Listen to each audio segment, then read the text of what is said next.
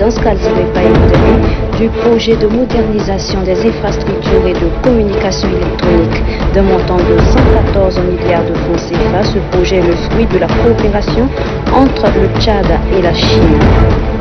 7 présumés malfrats ont été présentés ce matin à la presse au commissariat central. Ils sont accusés de falsification de monnaie, de viol sur mineurs ou encore de meurtre. Les détails à suivre dans cette édition. Vous suivrez également au cours de ce journal la lecture du chronogramme électoral de la Commission électorale nationale indépendante, chronogramme lu par le président de la CENI, Kodima Amat Bam. C'est tout pour le sommaire. Mesdames et messieurs, bonsoir et merci de nous rejoindre sur Télé Tchad. Je le disais, le ministre d'État, ministre secrétaire général de la présidence de la République, Kalzibé Païmidébé, a lancé ce matin le projet de modernisation des infrastructures et de communication électronique d'un montant de 114 milliards de francs CFA. Ce projet d'envergure s'inscrit dans le cadre de la coopération Tchad-Chine. Reportage Kanouba Théophile.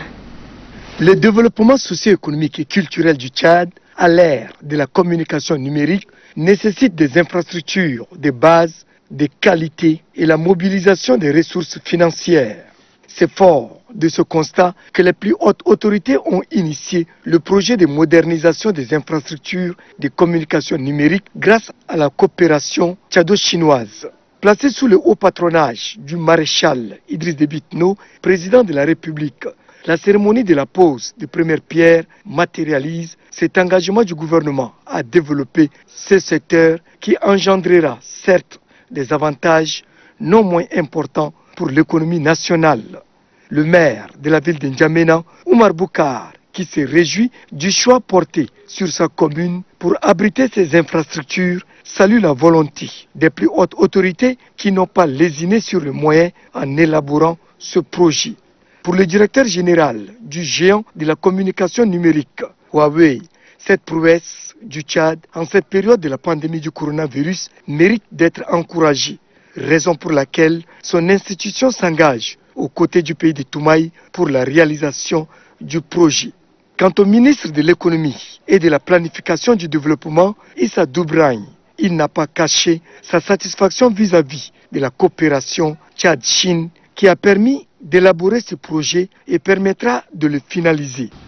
Ce projet fait partie des 5 projets prioritaires d'un montant global de 863 millions de dollars US que le maréchal du Tchad, Idriss Déby Itno, président de la République, chef de l'État, a présenté à son frère et homologue chinois, son Excellence Xi Jinping, le président de la République populaire de Chine, lors du dernier sommet sino-africain à Beijing, en République populaire de Chine, en septembre 2018. L'ambassadeur de Chine au Tchad rassure l'assistance de sa détermination à renforcer davantage ces liens de coopération bénéfiques pour les deux pays. Je suis sûr que les différents départements concernés, partant de la même aile que moi, accorderont des facilités nécessaires pour la mise en œuvre de ce projet si important pour le Tchad et pour la coopération sino-tchadienne. Avis partagé par le ministre des Postes et des Nouvelles Technologies, de l'Information et de la Communication, Idriss Saleh Bachar, qui situe l'intérêt qu'offre la modernisation des structures de communication numérique. Afin de donner une plus grande opportunité à nos concitoyens pour l'usage des TIC, le président de la République, chef de l'État, dans sa vision de faire du Tchad un pays émergent, traduit cette ambition par un fort engagement au plan politique pour conduire des actions fortes visant la promotion et le développement de l'économie dans notre pays. Représentant le chef de l'État, le ministre d'État, ministre secrétaire général à la présidence de la République, Kalzibé Païmidébé, a exhorté l'entreprise chargée d'effectuer les travaux de les exécuter dans le respect du délai et des règles de l'art. La cérémonie a été également marquée par une projection sur l'importance de la communication numérique comme outil pertinent pour booster l'économie nationale. Dans son discours, le ministre d'État, ministre secrétaire général de la présidence, Kalzoué Paemidebe, estime que ce projet d'une grande envergure est une orientation du chef de l'État, le maréchal Idrissa Déby Itno, qui vise à moderniser le secteur d'éthique. Un extrait de ses propos. Ce projet vise à fournir de meilleures infrastructures techniques de base pour la mise en place d'une administration efficace et efficiente en vue de combler le déficit de connectivité. Avec la construction de ces nouvelles infrastructures qui viendront s'ajouter aux infrastructures existantes, l'aménagement numérique du territoire tchadien est en route. En raison de son caractère innovant et tourné vers l'avenir, le Centre national des données, équipé d'une grande capacité, répondra aux besoins des utilisateurs en termes de ressources informatiques, de stockage et de sécurité. Quant au réseau à fibre optique, il vise à faire bénéficier à chaque citoyen, où qu'il se trouve sur le territoire, des progrès technologiques. Dans sa phase actuelle, ce projet ne se limite pas à la capitale, car il prend en compte presque la totalité des provinces tchadiennes. De par leur envergure, les infrastructures de communication large bande assureront le taux de couverture haut débit des grandes villes et plusieurs localités situées à l'intérieur du pays. En effet, c'est une orientation voulue de doter le Tchad et ses populations d'infrastructures sans lesquelles il n'y a pas de développement. Dans la même optique, l'amélioration de la couverture du réseau sans fil du groupe Sotel Tchad permettra plus judicieusement l'extension du réseau sans fil des principales villes et d'attirer davantage d'abonnés haut de gamme sur le marché. C'est une stratégie de créer un marché dynamique des télécommunications, dont l'objectif principal est de renforcer la concurrence des opérateurs au profit des consommateurs. Présentation ce matin au commissariat central de 7 présumés malfrats, l'un accusé de falsification de monnaie, un de viol sur mineurs et les 5 autres d'assassinat. C'était en présence du directeur général de la police nationale, Aman Issakazina. Ce matin, au commissariat central, en présence du directeur général de la police nationale, le général de division Ahmad Youssouf Mohamed Itno, 7 présumés malfrats sont présentés à la presse, chacun en fonction de ses actes. Le premier individu en Djalaba, le nommé Abakar Abdelkerim, a été arrêté en date du 2 juillet 2020, ici en Djamena, en possession de 40 000 faux billets de dollars qu'il a eu de l'autre côté de Koussuri par l'intermédiaire d'un de ses complices de nos Djita. La deuxième personne, qui est juste à côté de Faussaire, s'appelle Namlangoye Stéphane. Il est âgé de 18 ans et a poignardé mortellement au quartier Champ de Fil. Le 4 juillet, le nommé Mamad Ali Abacha. Le troisième individu s'appelle Dinamou Djouna Jacob. Il a été arrêté également pour coups et blessures volontaires sur la personne de Togiala Joël au quartier Aton. À côté de lui, il y a une personne de grande taille qui répond au nom de Rodrigue, qui a également poignardé mortellement Ali Oumar le 4 juillet toujours pour une affaire d'impétrie. Il y a également Mamad Issa Adoum qui a poignardé mortellement hier Ahmad Azolo au quartier Fondoré. Vous avez une cinquième personne, il s'appelle Jasrabe Boris, 35 ans. Il a été interpellé le 5 juillet 2020 suite au vol de la carte magnétique de M. Abakar Bichara devant le restaurant Royal Foot. Et la dernière personne s'appelle Adoum Mahamat. Elle est âgée de 65 ans, résidant au quartier Djougoulier dans le 1er arrondissement. Ce vieux que voici a violé une fillette de 7 ans. La police nationale, à travers son porte-parole, invite la population à une étroite collaboration en vue de mettre hors d'état de nuire ceux qui menacent la tranquillité des citoyens. Pour le 8e substitut du procureur de la République, Izzadine Kamal Ahmad, ces hommes subiront tout simplement les châtiments de la loi. Tout en respectant le principe de présomption d'innocence, le ministère public, en qualité d'autorité de poursuite, sera saisi de cette procédure. La conduite sera dans le strict respect de la loi et une fois la culpabilité déterminée, soyez rassurés, la sanction sera à la hauteur de l'acte posé par ces différents délinquants. Cette énième présentation des malfrats prouve à suffisance la détermination de la police nationale de veiller sur la sécurité des personnes et des biens. Dans la province du Mayo-Kébi-Est, des présumés malfrats opérant dans la province sont également tombés dans les mailles des filets des forces de l'ordre. Ils ont été présentés au gouverneur en présence du procureur de la République près le tribunal de grande instance de Bongor. Bois-Valeur. Ils sont 4 présumés malfaiteurs qui troublent la quiétude de la population dans la sous-préfecture de Nangui-Goto et ses environnants à être appréhendés et présentés au gouverneur, ainsi que 10 cartons de boissons frélatées abandonnés par un fraudeur.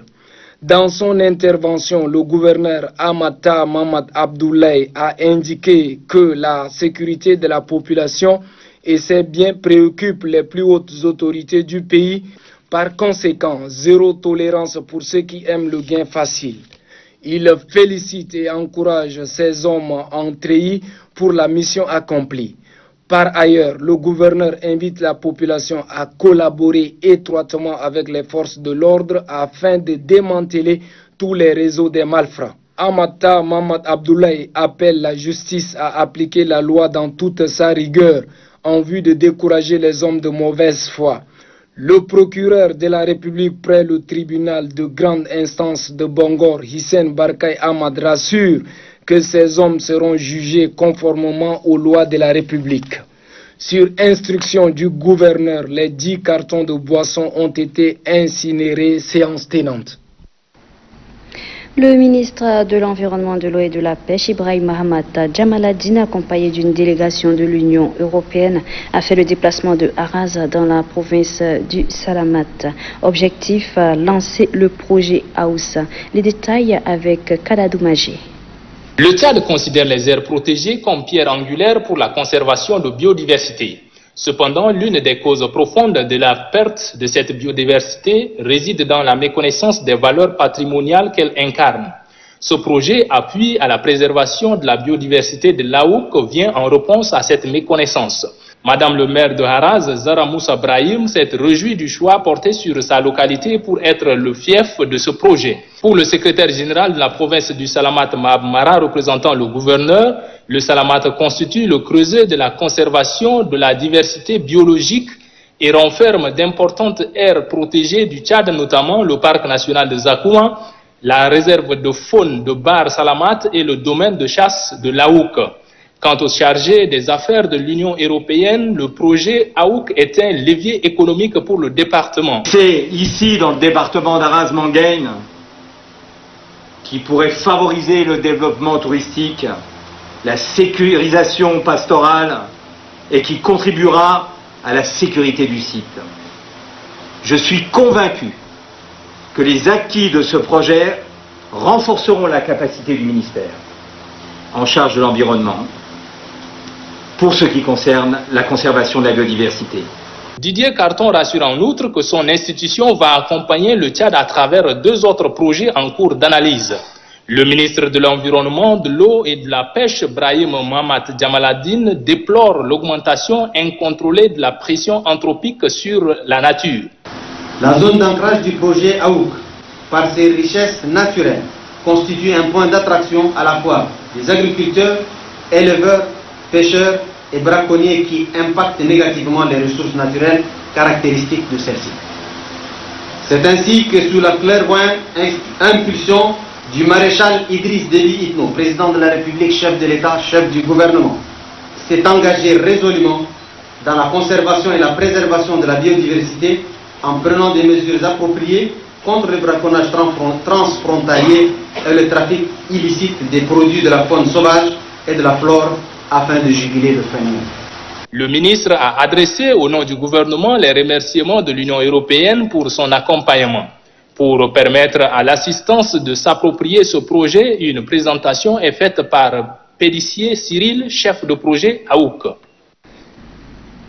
Parlons à présent de la sensibilisation contre le coronavirus qui s'intensifie. La ministre secrétaire générale du gouvernement chargée des relations avec l'Assemblée nationale, Mariam Mahamat Nou, s'est rendue à Bili dans le Chari-Bagirmi pour sensibiliser et remettre des masques à la population de cette localité. Innocent Kilayo.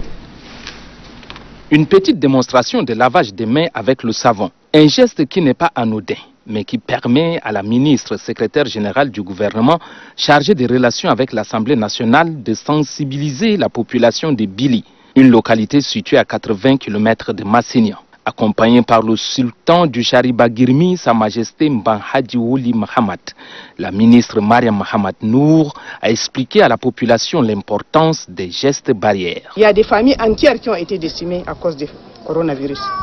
Donc ce n'est pas une invention de l'esprit, c'est une réalité. Et la seule chose qui peut nous sauver, c'est le respect des mesures barrières. Les lavages de mains, proprement avec du savon. La distanciation, 2 mètres entre les personnes. Ne pas se salir avec les mains et porter les cache-nez.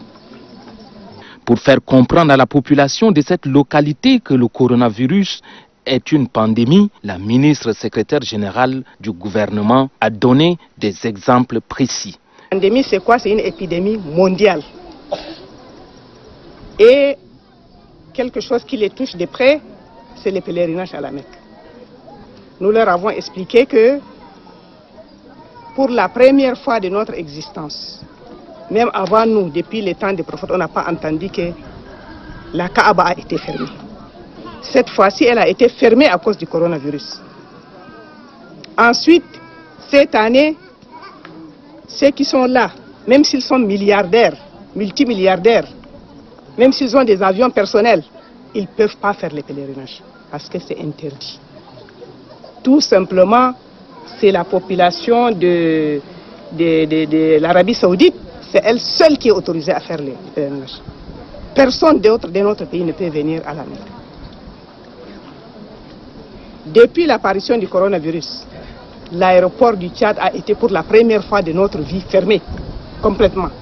Le message de sensibilisation contre la Covid-19 a été aussi repris en arabe local par le sultan du Chari-Bagirmi, Sa Majesté Mban Hadji Wuli Mohamed, qui insiste sur les mesures disciplinaires qui seront prises contre les personnes qui n'appliquent pas les gestes barrières. Plus de 1000 masques, appelés communément cache-nez, ont été distribués lors de cette campagne de sensibilisation et de lutte contre la Covid-19 à Bili. Sensibilisation contre la pandémie de Covid-19, toujours dans la province de Adjalamis. Le gouverneur Dr Awa Othman Jammeh est allé sensibiliser hier la population du département de Dababa. Elle a également offert des masques grand public au cours de cette activité. Bariladji. Après le département de Razarbiar, le gouverneur de la province de Hadjalamis, Dr Awa Othman Jammeh, met le cap sur la ville de Bokoro, le chef-lieu du département de Dababa. Dans son déplacement, l'autorité administrative est venue sensibiliser la population du département de Dababa sur la lutte contre la pandémie du coronavirus. En marge de cette sensibilisation, elle remet des masques grand public aux autorités départementales. Un don du gouvernement pour protéger la population de cette pandémie. Au nom de l'État, tant que le virus n'est pas fini, on va continuer à amener du matériel pour lutter contre cette pandémie. Je vous donne un ensemble de 7000 masques, dont 4000 pour le département et 3000 on va partager pour le marché, comme ça va vous aider un peu. Comme hier, on a fait à Massagé 4000 pour le département et plus de 3000 qu'on a partagé aussi dans le marché. Et nous prions Dieu pour que le virus ne connaîtra jamais la région de Hadjar Lamis. Dans la même veine, le gouverneur Dr Hawa Othman Jammeh a instruit les autorités départementales de veiller au respect strict du port obligatoire de ces masques par la population. Pour elle, c'est en respectant les mesures barrières que nous pouvons briser la chaîne de propagation de la pandémie de Covid-19.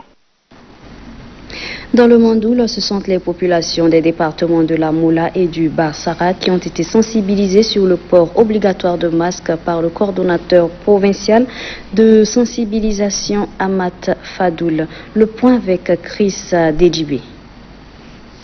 Conduite par le coordonnateur adjoint Fadoul Amat, cette mission a remis des lots de masques au préfet de Dembo en présence des autorités administratives, civiles et militaires.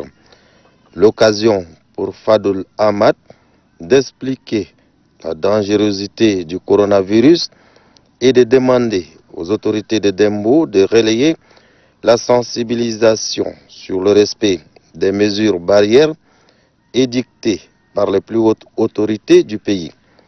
Recevant les masques, le préfet de Dembo, Abderrahman Issa, salue l'engagement et la détermination du chef de l'État, le maréchal du Tchad Idriss Déby Itno, dans la lutte contre la Covid-19. Abderrahman Issa promet relayer la sensibilisation dans tout le département de la Moula. C'est à l'aide des boîtes à images que les jeunes sensibilisateurs ont expliqué le respect des gestes barrières. Après Dembo, la mission de la coordination de la sous-commission provinciale de sensibilisation s'est rendue à Moïsala dans le Barsara, où le coordinateur adjoint a remis les masques au secrétaire général du département Mbaïndigim Amon.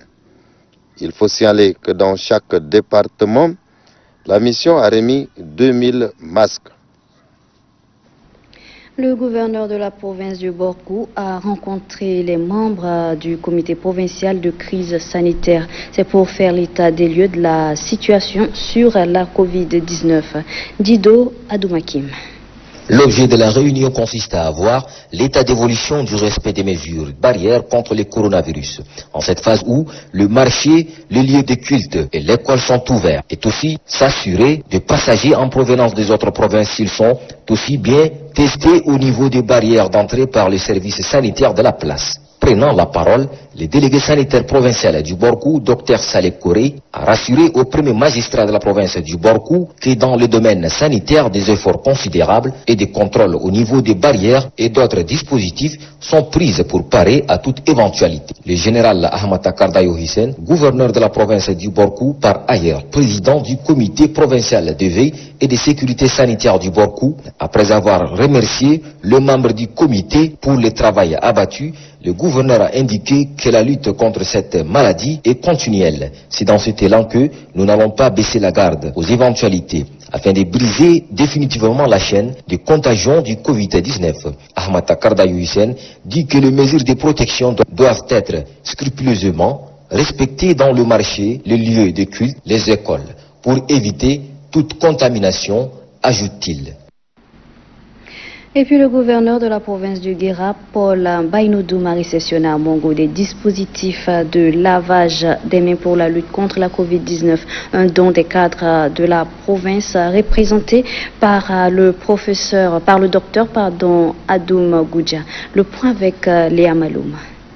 Guéra n'est pas oublié dans cette situation sanitaire par ses cadres vivant en N'Djamena. Une équipe dirigée par Adoum Goudia a fait un don de 17 kits de lavage des mains, 10 cartons de savon, un carton d'eau de javel et quelques bouteilles de savon liquide. Le chef de mission Adoum Goudia félicite le maréchal du Tchad, Idriss Déby Itno, président de la République, chef de l'État, pour son abnégation vis-à-vis de cette pandémie.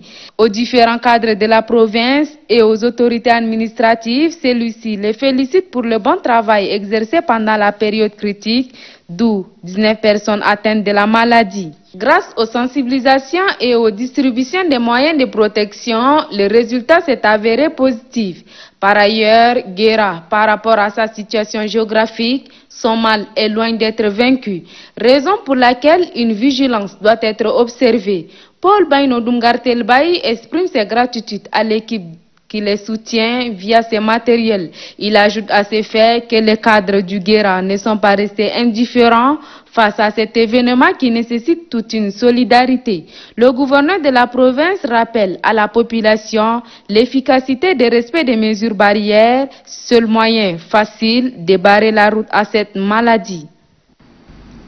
Et puis la situation épidémiologique de la maladie à coronavirus Covid-19 de ce mardi 7 juillet 2020 se présente comme suit. Sur 49 échantillons analysés, un cas confirmé à N'Djamena, un guéri portant au total 788, 0 décès, au total des 0 décès. Au total, 74, 11 malades sous traitement. Le nombre des cas confirmés depuis le 19 mars 2020 est de 873, dont 229 femmes.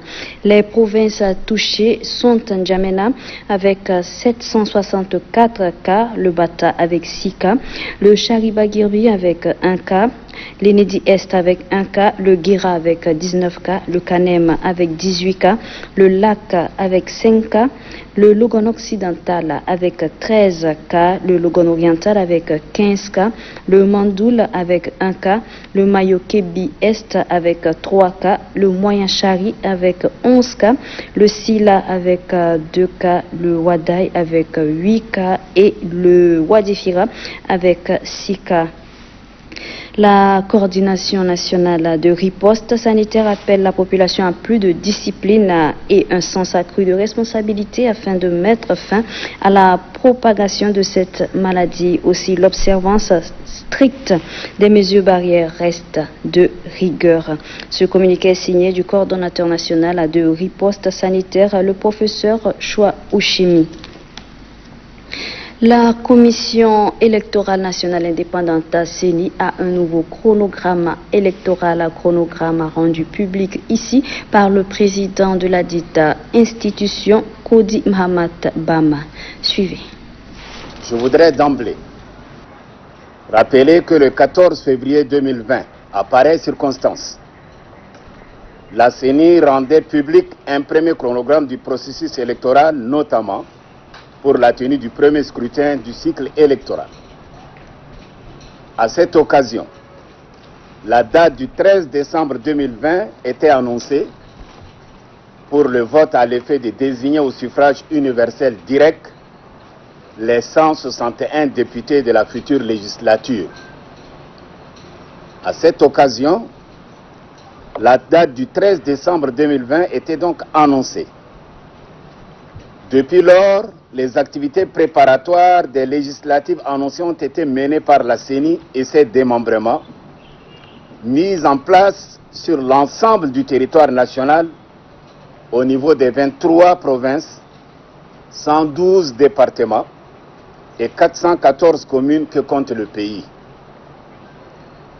Comme vous vous en doutiez, l'éruption subite de la crise sanitaire mondiale liée à la Covid-19 a impacté négativement la réalisation à date de certaines activités préparatoires devant précéder la tenue du scrutin législatif prévu pour le 13 décembre 2020. Tirant les conséquences de cette situation, qui à tous les égards est un cas de force majeure redouté, contrariant le chronogramme initial notamment la date du 13 décembre 2020, retenue pour les élections législatives, la CENI a donc entrepris l'élaboration d'une nouvelle planification des activités préparatoires des différents scrutins du cycle électoral amorcé. C'est ainsi que, plaçant l'intérêt général au-dessus de toutes les autres considérations et en tenant compte de la Constitution, des lois et des règlements qui encadrent les scrutins, la CENI a élaboré un nouveau programme complet de cycle électoral. J'invite par ailleurs la communauté des partenaires de notre pays à apporter les appuis financiers et matériels complémentaires au gouvernement dans ses louables efforts de mobilisation des ressources indispensables à l'organisation des différentes échéances électorales aux dates et dans l'ordre ci-après.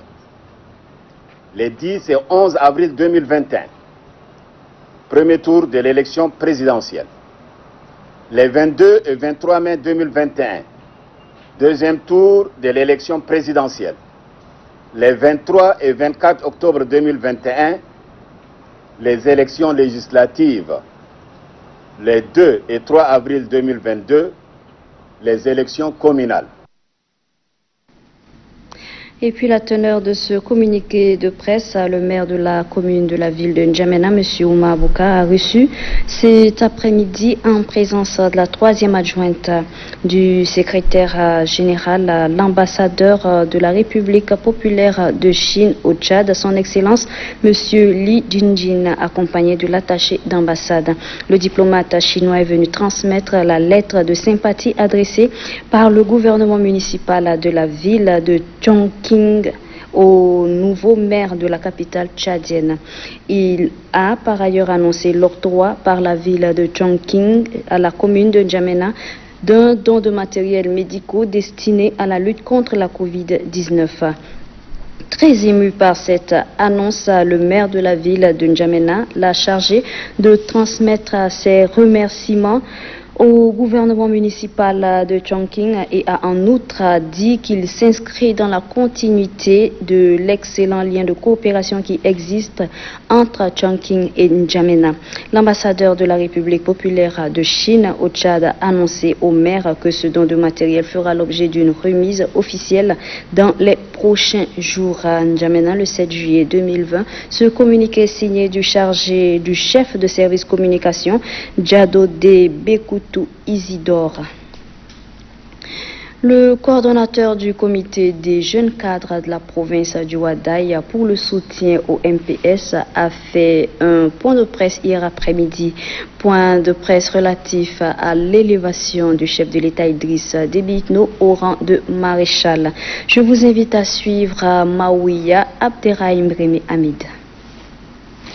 Nos membres du comité des jeunes cadres de la province du Wadaï pour le soutien au mouvement patriotique du salut, saluons avec enthousiasme l'élévation de son Excellence, Monsieur le Président de la République, chef de l'État, chef suprême des armées, président fondateur du mouvement patriotique du salut, à la dignité de maréchal pour les services rendus à la nation tchadienne et au monde entier à l'initiative de l'Assemblée nationale.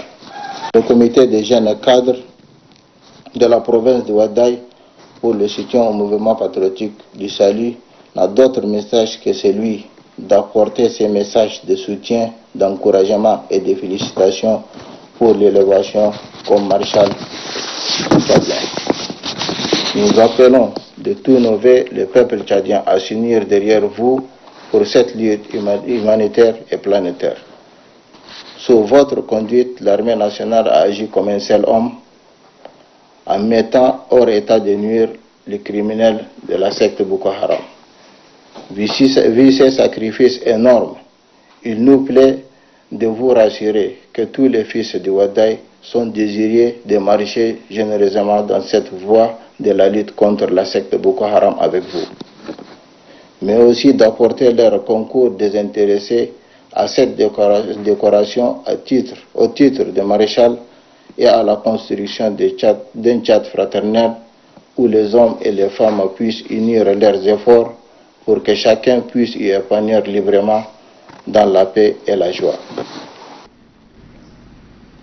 Et puis la teneur de ces quelques messages de félicitations. Les officiers généraux de la 7e promotion de l'école des officiers de N'Djamena félicitent le président de la République, le maréchal du Tchad, Idrissa Déby Itno, pour les exploits accomplis, mais aussi et surtout pour son engagement dans la lutte contre le terrorisme. Ce message est signé du général de brigade à Gaoua, Kadi Brahim.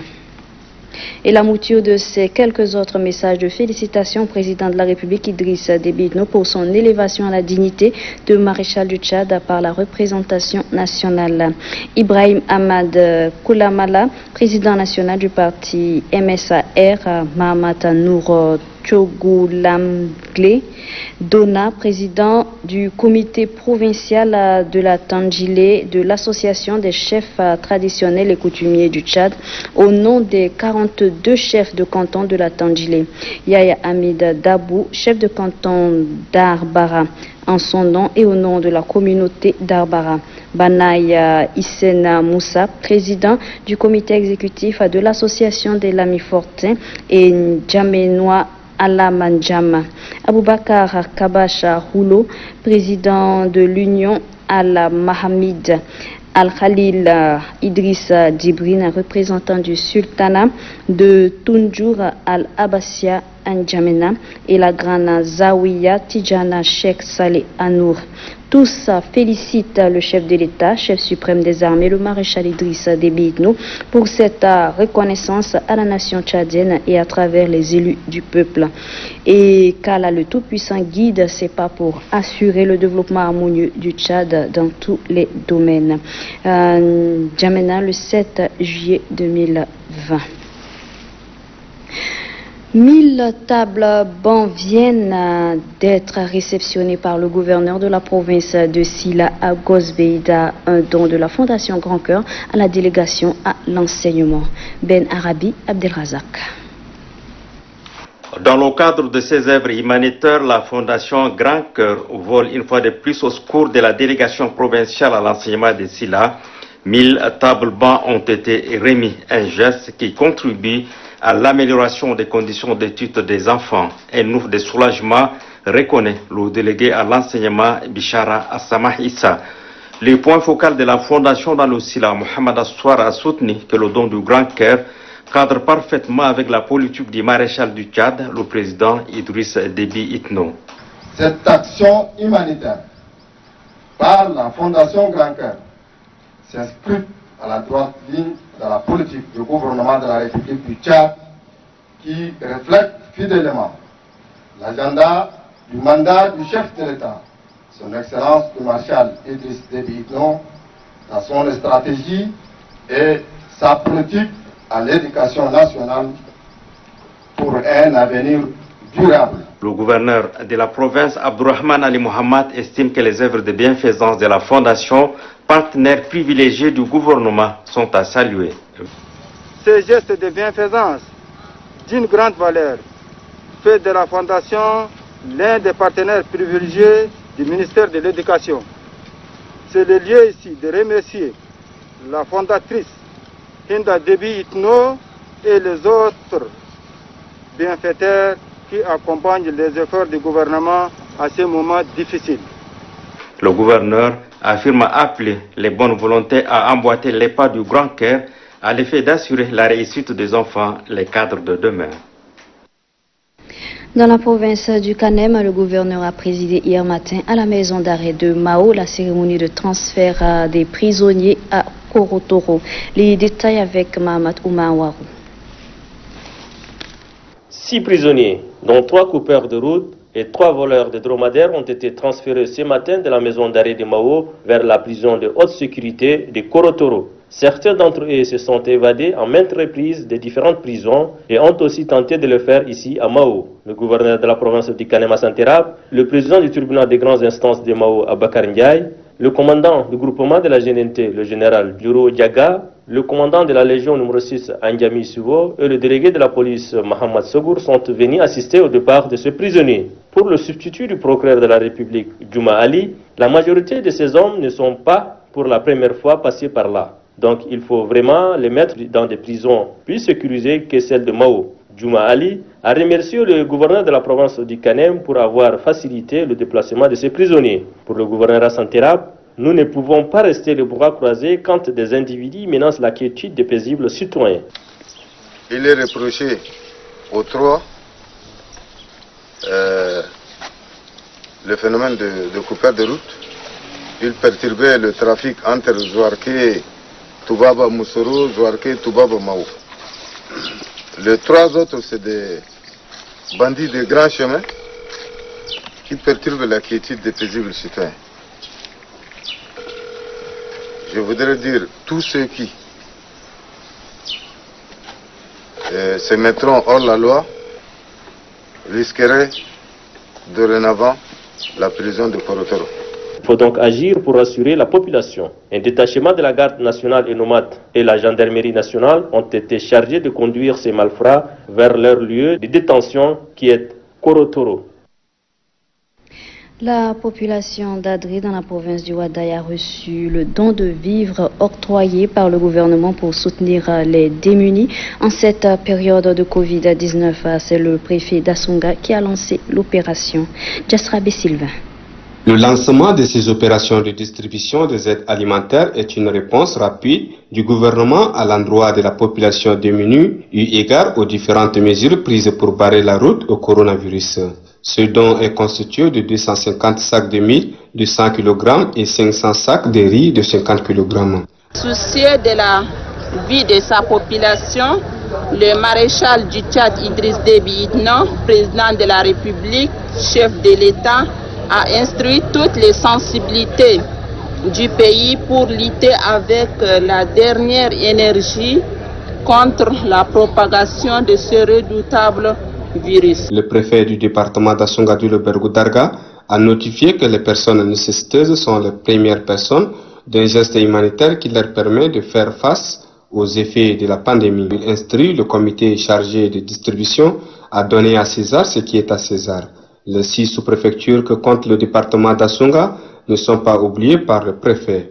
Quelques bénéficiaires ont exprimé leur reconnaissance à toutes les autorités du pays en général, qui en leur tête le président de la République Idriss Déby Itno, qui se lamente jour et nuit pour le bien-être de sa population. Parlons alimentation. On constate cette année que la quantité de poissons vendus sur nos marchés est suffisante, chose qui réjouit d'ailleurs la ménagère qui peut s'en procurer aisément. Dans le reportage que vous allez suivre, notre reporter Dame Guéline Joël s'est intéressé au pourquoi de cette abondance. Suivez. L'approvisionnement de la ville de N'Djamena en poissons frais se fait de plus belle en ces derniers temps. Dans les différents points de vente, comme ici au marché de Chagua, point de chute de poissons en provenance du lac Tchad et d'autres localités, l'on constate l'abondance de ces produits de consommation. Grossistes, détaillants et clients, chacun tire son épingle du jeu. Si dans les années antérieures, la livraison du poisson sur le marché se fait de manière interrompue, qu'est-ce qui justifie l'exception de cette année marquée par l'abondance? L'abondance du poisson dépend de la pluviométrie. S'il plaît beaucoup, la pêche est souvent positive. L'année passée, il y a eu une bonne quantité d'eau, raison pour laquelle jusqu'à là, le pêcheur trouve assez de poissons. Et là, ça fait un bon business pour nous. Nous espérons que cette abondance soit continuelle. En dehors de cette explication fondée sur les raisons climatiques, seules les personnes bien indiquées apporteront des éléments de réponse justifiant cette abondance de poissons. Le délégué provincial du pétrole du Ouaddaï a effectué une tournée dans la ville d'Abéché. Il est allé constater les installations des stations-service de la ville. Souleymane Bougaï. Cette visite vise à constater le respect de la législation et la réglementation en vigueur afin d'assainir les stations-service de la province. Nous avons constaté le problème d'emplacement des stations qui sont placées au milieu du marché. Et ça, si à l'incendie, ça va créer des dégâts énormes. Et l'autre aspect, nous avons ici l'aspect hygiène, sécurité et environnement. Les produits pétroliers, c'est des produits nocifs. Et ça pollue l'environnement. Donc, il ne faut pas que ce produit-là soit exposé. Certains détenteurs des stations-service ont énuméré quelques doléances dues au manque d'électricité ou au coût élevé des taxes. lesquelles doléances que les délégués promettent transmettre à acquis des droits. L'exercice de cette activité répond à un certain nombre de critères qu'il faut les respecter. Ainsi, tous ceux qui veulent créer une station-service doivent s'approcher de la délégation pour une assistance technique afférente. 200 prédicateurs et imams formés au Maroc sont à l'honneur à une cérémonie leur est dédiée ce matin à la mosquée Roi Mohammed VI en présence de l'ambassadeur du Maroc au Tchad et du président du Conseil supérieur des affaires islamiques, Ousmane Idriss Dakoum. Le Conseil supérieur des affaires islamiques du Tchad honore la 5e promotion des imams et prédicateurs formés à l'Institut Mohammed VI du Maroc, une formation consécutive au protocole d'accord signé entre le Conseil supérieur des affaires islamiques du Tchad et le ministère des affaires religieuses du Maroc en 2016 visant à former 200 prédicateurs. Les intervenants se sont relayés pour apprécier la qualité de la formation. L'ambassadeur du Maroc au Tchad salue cette coopération exemplaire entre le royaume chérifien et le Tchad. La coopération entre les deux pays dans ce domaine va continuer, il va se consolider davantage et il va se développer encore. Comme vous le savez, c'est un domaine qui est très cher entre les deux peuples, qui est très cher pour Sa Majesté le roi Mohammed VI et son Excellence le président de la République, le maréchal Idriss Déby Itno. Donc c'est un domaine que vraiment je suis très optimiste et on va encourager la coopération dans ce domaine-là et sûrement on aura de bonnes perspectives dans l'avenir. Le président du Conseil supérieur des affaires islamiques du Tchad, Cheikh Mohamed Khater Issa, plaide pour la pérennisation de cet acquis pour un Tchad harmonieux et développé. L'occasion est tout indiquée pour les lauréats de décerner des attestations de reconnaissance aux membres du Conseil supérieur des affaires islamiques du Tchad et à l'ambassadeur du Maroc au Tchad pour les efforts fournis durant leur formation. Et c'est la fin de cette édition, chers téléspectateurs. Merci pour votre aimable attention et très bonne suite de programme sur Télé Tchad.